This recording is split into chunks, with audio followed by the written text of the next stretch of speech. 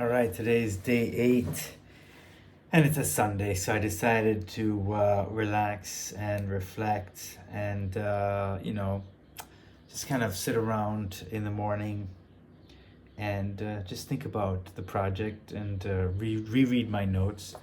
And that was very helpful because it got me thinking about my Turkey trip. Um, so I'm very excited about it. I know I have like 6 days, well, I think 5 days now left in this trip. I'm gonna miss it. I'm gonna miss Skopje. I really liked it. I enjoyed everything. Um, the food was phenomenal. Uh, and oh, I just remembered something. Give me a second here. I have to. I have to remember to show you the pictures of what I had today. So I wasn't feeling particularly hungry, but I was waiting for this. I wanted to get kokorek, which is intestines, and here it is. Doesn't that look delicious? Doesn't that look amazing? Oh yeah, that's the stuff. And it wasn't open, so I said, whatever. I wasn't feeling too hungry, but I got this magnificent. Look at that spread. So that's olives. That's Nutella. That is some sesame seed mix. It's delicious. It reminds me of halva or tahini. That's the feta or cheese. Cucumbers and tomatoes. This is the best. The eggs and the suju, the sausage. That's some ivar, some cheese, and of course bread. So that was my breakfast, and it was amazing. It was delicious.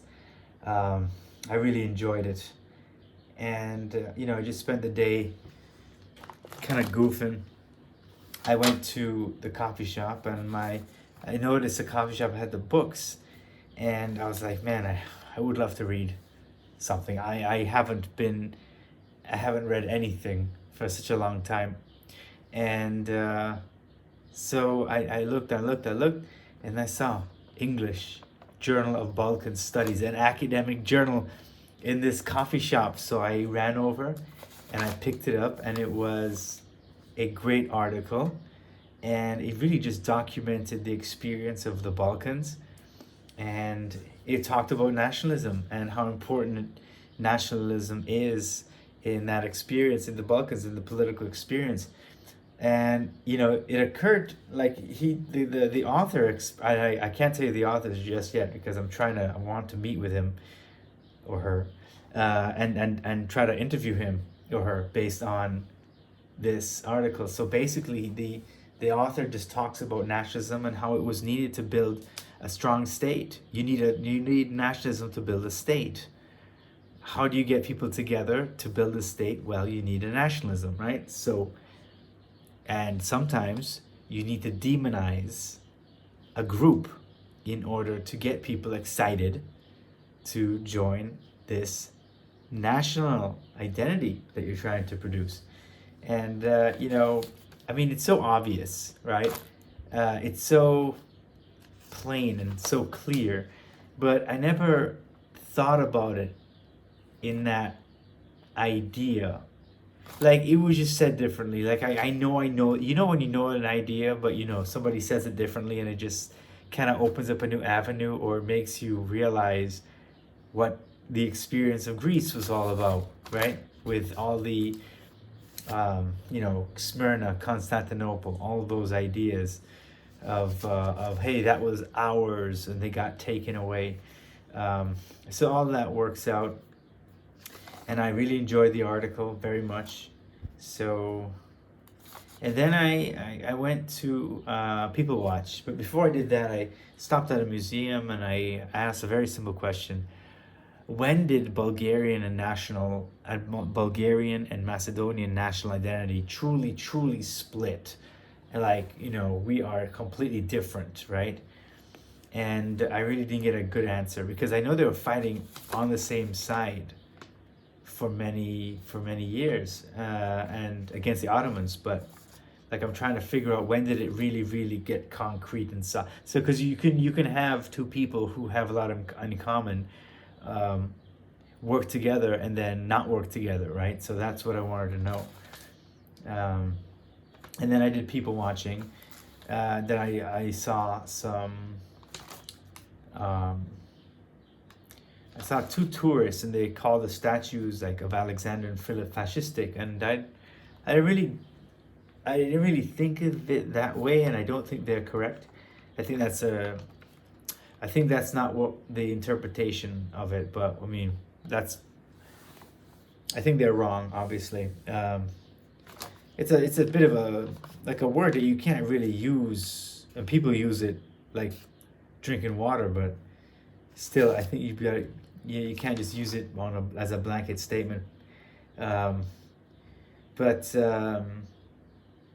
yeah, so people watched, and everybody loves those statues. Like they walk by, and they take pictures. Like locals think it's like not great. There's a kitschy, as they say. It's like Disney World or Las Vegas, but the tourists love it, and I think the locals love it.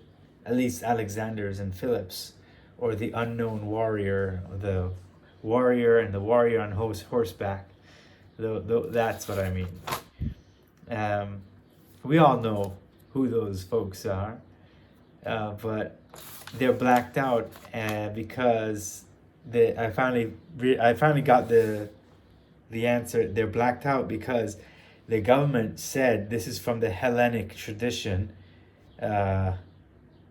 and some Macedonian individual maybe came and just graffitied it out, and just like, put some bumper stickers on it so nobody can see.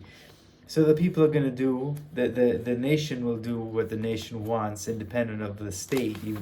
Because the state is apparently compromising on the name, as we talked about with that individual from the restaurant, who was very angry when I pointed out that, well, not angry, but like excited that North Macedonia was on the bottle of mastica. Anyway, here's the reason why I came to Macedonia, because the white cheese. You can't call it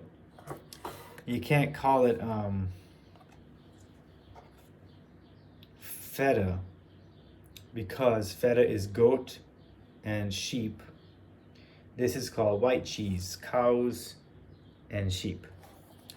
So this is what people call, I thought they call it Doric feta, but maybe that's just in the European Union or the West.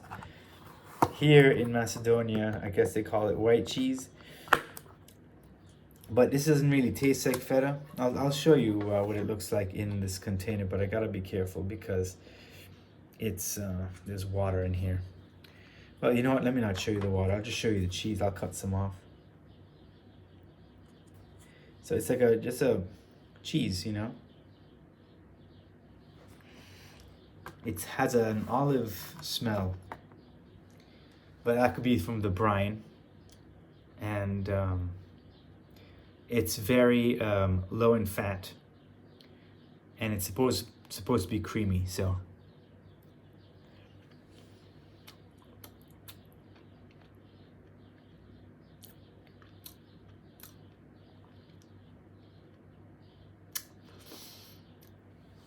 it's creamy only after you've had it in your mouth.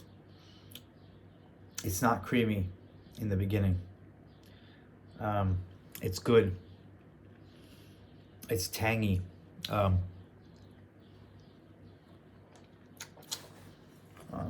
like it. Soft, full fat cheese in brine.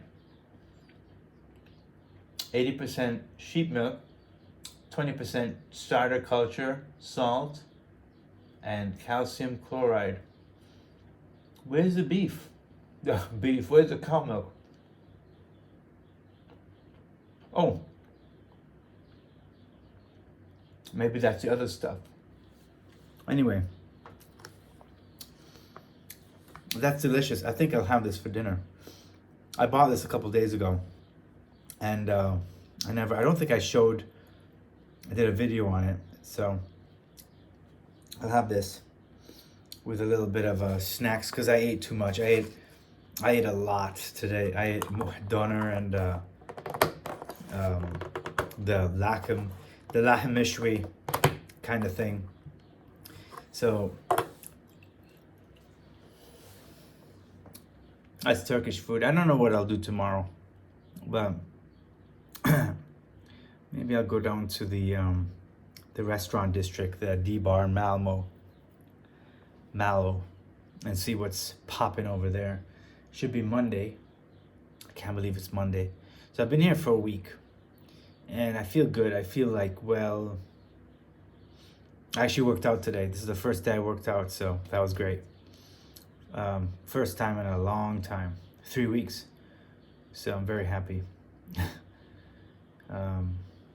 Yeah. All right. So thank you so much, and until tomorrow.